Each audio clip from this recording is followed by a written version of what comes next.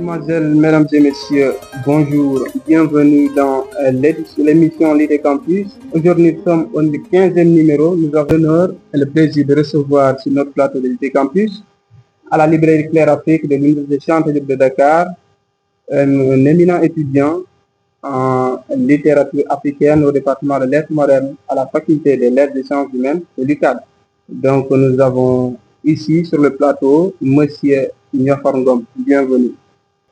Merci beaucoup à M. Guéné. Bonsoir. Bonsoir au public. Je suis Niakhar Ngom, comme tu l'as bien dit, étudiant au département de lettres modernes, études africaines et francophones. Je suis très honoré aujourd'hui d'être. Merci beaucoup à M. Guéné. Bonsoir. Bonsoir au public. Je suis Niakhar Ngom, comme tu l'as bien dit, étudiant au département de lettres modernes, études africaines et francophones. Je suis très honoré aujourd'hui d'être là. Merci beaucoup. Chers téléspectateurs, nous avons parlé de la littérature africaine, nous avons parlé de la littérature orale, nous avons parlé des coutumes, des traditions, nous avons traversé la littérature française. Et aujourd'hui, nous allons parler d'une littérature africaine de façon générale, d'un auteur congolais et d'un auteur sénégalais. Donc, avec Niakhar Ngom, bien sûr, nous allons essayer d'introduire la première question pour savoir pourquoi dans ces romans-là, ou bien pour ces romans-là, l'auteur a choisi de part et d'autre Le Pleurer Rire et Khala. Pourquoi le choix des titres? Merci beaucoup à M. Guéné pour cette pertinente question que je vais essayer d'amener des éclaircissements parce que quand même, quand on parle de Ousmane Sembène et Henri Lopez, je pense qu'on pouvait même passer toute la journée, le reste de la journée ici, en parler d'eux. Merci beaucoup. Alors, pourquoi le choix des titres? Pourquoi Ousmane Sembène a choisi Khala comme titre? Je pense que cela est assez significatif dans la mesure où Ousmane Sembène est un auteur sénégalais. Et je pense qu'il adresse à un public qui n'est pas quand même français. C'est la raison pour laquelle il a utilisé le mot Khala. Et le mot Khala, bien évidemment, n'est pas un mot français. Cela a une signification très symbolique. Parce que tout simplement, Sembène, il veut parler des réalités de l'Afrique, particulièrement au Sénégal, après les indépendances. Parce que quand même, vous conviendrez avec moi qu'après les indépendances, l'Afrique était dans un chaos total. Ousmane Sembène a choisi Khala pour tout simplement montrer les réalités qui surgissent dans le continent africain, particulièrement au Sénégal. C'est la raison pour laquelle il a choisi Khala, parce qu'il parle à un public, la majeure partie est Wolof. La majeure partie parle Wolof. C'est en réalité le choix de titre. Quand nous entrons dans les détails, je vais expliquer pourquoi en réalité il a choisi ce titre-là, parce qu'il y a une question et voilà, on peut réserver à ça. Alors, le choix du titre pour le Pleurer Rire. Pleurer Rire, vous savez bien évidemment que c'est deux verbes que Henri Lopez a essayé de rapprocher pour en réalité faire ou bien montrer une dualité qui existe dans le roman en réalité. Parce que pleurer, rire. Je pense qu'en même temps, une personne ne peut pas pleurer en même temps rire. Mais ça a une signification très symbolique. Parce que quand même, dans le roman, Henri Lopez est en train de faire la critique des nouveaux dirigeants après l'Afrique, au lendemain des indépendances. Il a mis en évidence un dictateur du nom de Tonton Hannibal Bouakamade Sakadé. Mais en critiquant ce dictateur-là, il fait recours à l'ironie. C'est-à-dire cette ironie-là qui donne parfois le rire. Il utilise l'ironie pour faire la caricature du président dictateur. Très bien. Alors, une réponse magistrale à cette question. Et je vois que sur le titre de Pleurer Rire, c'est une construction assez opposée parce que il semble exactement qu'il y a une oxymore ici. Pleurer et rire, ce n'est pas évident. Donc, pour la deuxième question, je voudrais avoir une explication générale des concepts qu'on peut avoir dans ce sujet-là. Parce que le sujet parle de la représentation du gaspillage et de la dégénérescence dans Khala de Sembène Ousmane et dans le pleurer de Henri Lopez. Peut-on avoir une explication des concepts du sujet? Bien sûr, bien sûr.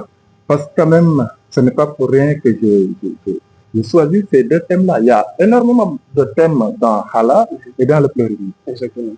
Ce qui m'a poussé à choisir ces thèmes-là, la représentation du gaspillage et de la dégénérescence dans Khala et dans pleurer, et on peut quand même significatif.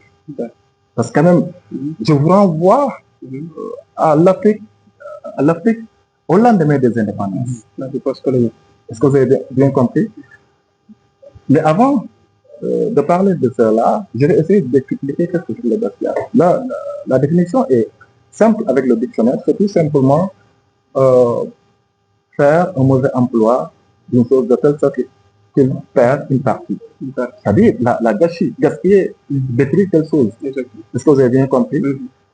Et la dégénérescence, c'est en quelque sorte quand vous trahissez en quelque sorte les principes, ou bien quand vous perdez les valeurs qui fait en réalité votre essence. C'est ça la dégénérescence. La représentation de cette dégénérescence dans le pleurer fait que quand le dictateur, le maréchal, parce qu'il se nomme maréchal, car je vais faire une digression pour parler un peu de le temps de Tamango, de Boubacar Boutiou. Il y a une partie où il dit le dictateur, quand il arrive au pouvoir, il se fait maréchal ou bien empereur. Ce qui veut dire que il est dans l'obligation quand même, bien pas dans l'obligation, mais il veut s'approprier de tous les biens du pouvoir. C'était une digression. Alors, la dégénérescence dans le pleurer. Par exemple, le dictateur, arrivé au pouvoir, il a trahi quand même les principes fondamentaux. Pourquoi? Parce que quand même, ce qu'on attendait de lui, en réalité, n'était pas au rendez-vous. Est-ce que vous avez bien compris? Il a plongé ce pays-là, ce pays imaginaire construit par Henri Lopez dans un chaos. Parce qu'il est arrivé au pouvoir à faveur d'un coup d'État. Il a chassé son prédécesseur. Il a exilé beaucoup d'écrivains. Ça, c'est une sorte de dégénérescence à l'égard de... Ça, c'est une réalité. Hein? Il y a des présidents qui ont fait exiler des écrivains. Prenons le cas de Sékou Touré. C'est un exemple exactement. Oui, merci beaucoup pour cette question. Nous voyons l'explication de ce titre-là. C'est vraiment intéressant.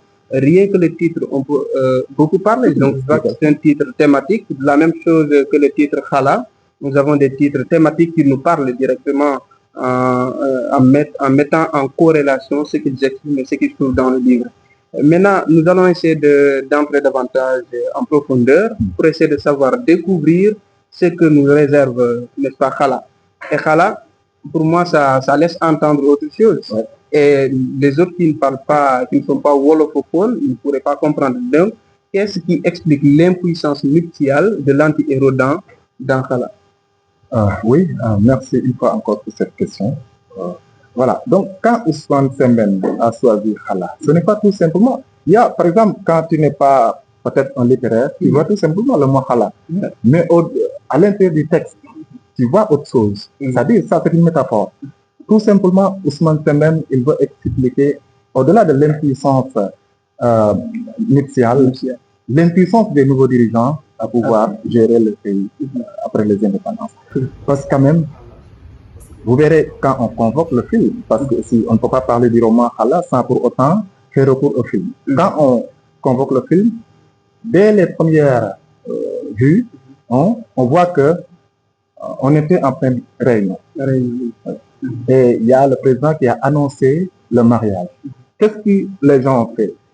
Ils ont pris les mallettes d'argent et ils ont laissé les documents administratifs sur la table. Ça, quand même, je pense que c'est à partir de ce moment-là que commence l'abondance. C'est pourquoi j'ai intitulé mon sujet le gaspillage. Le gaspillage. Ils ont parti rejoindre les festivités au mariage. Et El Hadji Amadou Kadebe a dit, je vous assure que rien ne manquera. C'est-à-dire, ils vont faire l'abondance, ils vont faire tout avec l'argent de l'État. Du contribuable. Oui. Et c'est ce qui se passe jusqu'à présent. On a vu dans les États africains que le pouvoir, ou bien ceux qui sont au pouvoir, le gouvernement, pas de tous les gouvernements, mais il y a certains membres du gouvernement qui utilisent à outrance l'argent du contribuable. Ça également, c'est une contribution effective à cette question. Toujours dans Khala, on voit qu'il y a un dysfonctionnement. Et comment peut-on dire ce dysfonctionnement, surtout quand on parle des dirigeants, ils sont là en train de faire une réunion et immédiatement, ils arrêtent la réunion sans aucune conclusion, mais pour aller faire un mariage, assister au mariage. Parce que simplement, ça, on peut le comprendre. Ce qui les intéresse, ce n'est pas de diriger le pays, mais accéder au pouvoir pour quand même, parce que pour eux, le pouvoir était la voie la plus facile pour accéder aux richesses. Okay. En réalité, c'est ce qu'on voit. C'est ce qu'on voit au Sénégal et partout dans le continent africain. Et je vais faire un retour sur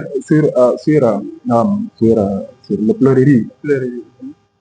Je pense que là aussi, le maréchal Tonton Hannibal Bouakamandé, c'est lui, il était le président, il était le ministre des Affaires étrangères, il était le président, je ne sais pas quoi, il a occupé plus de 10 fonctions. Au moment, et ça nous donne quand même une idée réaliste de l'Afrique, en particulier, je vais parler du Sénégal, parce que je suis sénégalais, je sais ce qui se passe. Tu vois ici, une personne qui occupe 2 fonctions ou bien 3 fonctions, au moment où tu vois ici, on est des gens qui prennent avec sa maîtrise, son travail. Je pense que ça, c'est une question de deuxième naissance.